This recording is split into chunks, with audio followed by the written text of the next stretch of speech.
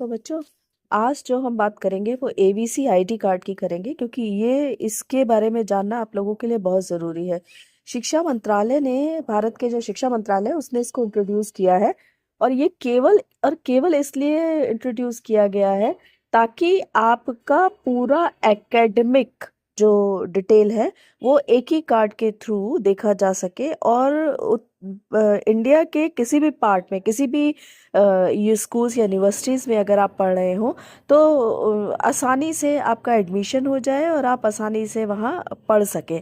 और जो new education policy है उसको पूरी तरीके से लागू करने के लिए ये ज़रूरी भी है। अब ये जो कार्ड है, ये इसमें ये केवल उन स्टूडेंट्स के लिए है जो इंडिया की किसी यूनिवर्सिटी में पढ़ रहे हैं, केवल इंडियन स्टूडेंट्स के लिए अगर हम कहें तो। जो इंडिया की किसी यूनिवर्सिटी में पढ़ा है, और इसमें उनका क्या है कि ये जैसे हमारा आधार कार्ड होता है, वैसे ही स्टूडेंट्स के लिए 12 नंबर का ये यूनिक आईडी है, जिसमें आधार कार्ड की तरह उसमें उस बच्चे का नाम, उसका डेट ऑफ बर्थ, उसका जेंडर होता है, और साथ में क्यूआर कोड दिया हुआ होता है। और जैसे ही उस क्यूआर कोड को स्कैन किया जाता है तो उसमें पूरा उस स्टूडेंट्स की जितनी भी डिटेल होती है वो आ जाती है, कहाँ से उसने कौन सी पढ़ाई अब तक की है उसके बारे में पूरा डिटेल आ जाता है।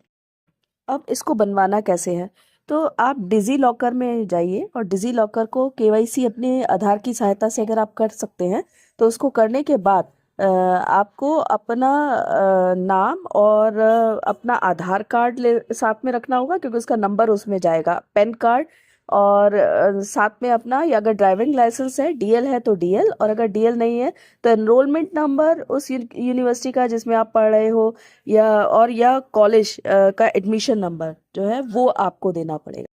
इसके लिए कोई भी फीस आपको नहीं देनी है। और ये एबीसी आईडी कार्ड जो है, इसका फ़ायदा आपके फ्यूचर के लिए बहुत है। जैसे अगर आप मान लीजिए ग्रेजुएशन कर रहे हैं, या आपने 12 किया उसके बाद ग्रेजुएशन कर रहे हैं, या ग्रेजुएशन के बाद पीजी कर रहे हैं, पोस्ट ग्रेजुएशन कर रहे हैं, तो जैसे जैसे आप अपनी पढ़ाई करते जाओगे वैसे वैसे आपके क्रेडिट पॉइंट्स और आप क्या कर रहे हैं उसके बारे में आपके एबीसी आईडी कार्ड में वो सारा रजिस्टर्ड होता जाएगा, और उसके क्रेडिट पॉइंट्स मिलते जाएंगे। और ये अगर क्रेडिट पॉइंट्स आपके बहुत अच्छे हैं तो आपको इंटरव्यूज़ में आसानी होगी कहीं भी, और या आगे के किसी और यूनिवर्सिटी में या कॉलेज में एडमिशन लेने में आसानी होगी।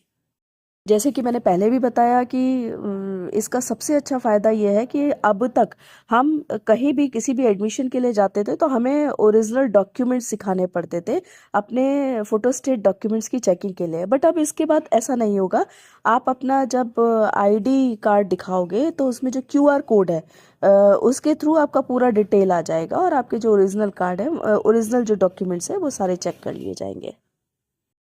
अब अगर बात करें तो हमारा दूसरी जो टर्म है वो एनएडीआई आईडी है, मतलब नेशनल एकेडमिक डिपॉजिटरी आईडी, है ना। तो ये जो डिपॉजिटरी आईडी है, एक्चुअली क्या है कि जब शिक्षा मंत्रालय उस समय, जब एमएचआरडी के इसका नाम था, तो यूजीसी से ये डॉक्यूमेंट्स वगैरह को जो डिपॉजिट करने का काम कराता था। अब जो यूजीसी है वो दो पार्ट्स में बटा हुआ था इस प्रोसेस के लिए। एक तो सीबीएल और एक था इसका एनडीएमएल, है ना। एनडीएमएल में एनएसडीएल में जाके आप लोग अपना सारे डॉक्यूमेंट सबमिट करते थे। अब एनएडी के through, national academic depository ID के थ्रू, अब क्या होगा कि जब भी आप किसी यूनिवर्सिटी से कोई एग्ज़ाम क्लियर करते हो, कोई जैसे सपोज आपने बीएड पूरा कर लिया, तो वो जब आपको डिग्री या मार्कशीट देगा तो इसका जो डिजिटल वो आईडी है, डिजिटल फॉर्म में जो आईडी है, उसको एनएडी एक आईडी देकर उसको उसके एनएडी पोर्टल पे भी सबमिट कराना पड़ेगा। यानी अब आपका जो डॉक्यूमेंट्स है, मान लीजिए अगर कभी फट जाता है, कहीं लॉस्ट हो जाता है, या कोई परेशानी आ जाती है, तो आप एनएडी आईडी के थ्रू अपना जो मार्कशीट या जो भी आपकी एकेडमिक सर्टिफिकेट है उसको वापस उसको ले सकते हो, और वो हमारी एक्सेप्टेबल है ऑल ओवर इंडिया। जितनी भी यूनिवर्सिटी, जितने भी आपके हैं उसको, यानी इंडियन गवर्नमेंट उसको एक्सेप्ट करती है। अब अपनी जो एजुकेशनल सर्टिफिकेट्स हैं उनको सेव करने के दो तरीके हो गए डिजिटलाइज में। एक तो है आपका ABCID जो स्टूडेंट्स के पास रहता है, और दूसरा NADID जो यूनिवर्सिटी इसको जनरेट करता है जहाँ से कि आपने किया है, और उसको ये UGC के पास भेजना होता है, NADID के शिक्षा मंत्रालय में भेजना होता है आपकी एक विशेष NADID बनाकर। तो आपके पास दो चीज़ें हो गई, एक तो NADID हो गया और एक आपके पास ABCID हो गया, जिसके थ्रू ABCID कनेक्टेड होता है NADID से। कभी नौकरी का सवाल आता है, कभी कहीं आपको जॉब के लिए इंटरव्यू देने जाना होता है, तो आपकी बैक साइड देखने के लिए, आपकी हिस्ट्री देखने के लिए, एकेडमिक हिस्ट्री देखने के लिए वो अब आपसे ओरिजिनल डॉक्यूमेंट्स की डिमांड नहीं करेंगे। वो आपसे आपकी नेट आईडी पूछेंगे और उसमें आपका पूरा डिटेल दिया हुआ होगा, क्योंकि इसमें ना केवल सर्टिफिकेट सबमिट होता है बल्कि जो आपके एजुकेशनल अवार्ड्स हैं या जो भी है वो सारी चीज़ें इसके अंदर सेव की हुई होती है। मुझे उम्मीद है इसके आधार पर जो इन्फॉर्मेशन मैंने दी है ABCID और NADID के बारे में कुछ समझ में आया होगा। ये बहुत ज़रूरी है अब आपके फ्यूचर के लिए। और जो लोग, एक बात और है, इससे आप अच्छी कोई यूनिवर्सिटी के बारे में भी पता लगा सकते हैं। अगर कोई अच्छी यूनिवर्सिटी होगी तो वो ये अपना सारा डाटा तैयार रखती है, यानी उसने अपने सारे स्टूडेंट्स के NADID तैयार किए हुए होते हैं। और NADID बनाना इतना आसान नहीं होता। इसमें स्टूडेंट्स को अपने डॉक्यूमेंट्स देने होते हैं और वो सारे वेरीफाइड होते हैं, है ना। तो तभी उनकी उसको एक्सेप्ट भी किया जाता है। अ, कुछ मैं क्वेरीज इसमें देख रही थी इससे रिलेटेड। तो इसमें कुछ बच्चों की क्वेरीज ऐसी थी जैसे डिजी लॉकर और ABCID क्या सेम होती हैं? नहीं बच्चों, डिजी लॉकर और ABCID सेम नहीं होते। ABCID में लिंक होता है जिसके आधार पे हम उस जगह पर पहुंचते हैं, जबकि उस जगह मतलब उस सर्टिफिकेट्स या उस मार्कशीट पर पहुंचते हैं। जबकि डिजी लॉकर में आपकी मार्कशीट या वो सब पड़ी हुई होती है डिजिटल फॉर्म में। दूसरा, एक बच्चे ने लिखा था कि what is the difference between DigiLocker और NADID।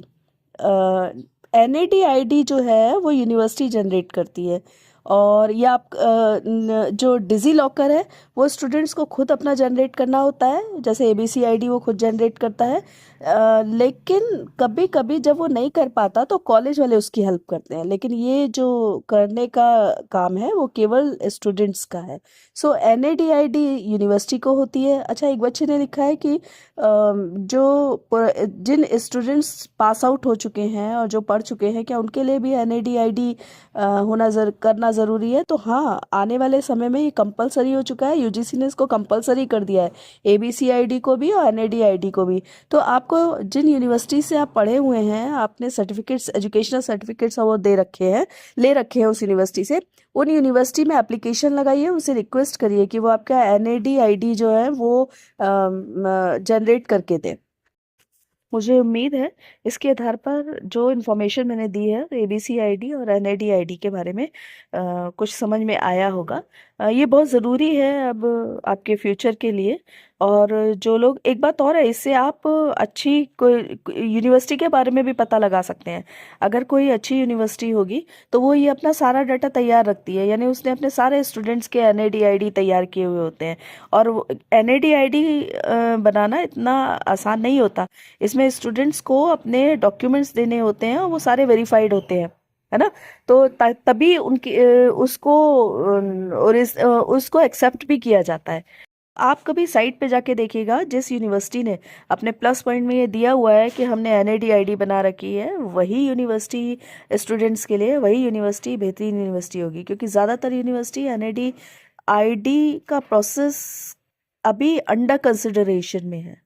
तो उम्मीद है कि आपको पसंद आया होगा। यदि अगर ये वीडियो पसंद आया हो तो लाइक कीजिएगा, सब्सक्राइब कीजिएगा और प्लीज़ कमेंट दीजिएगा।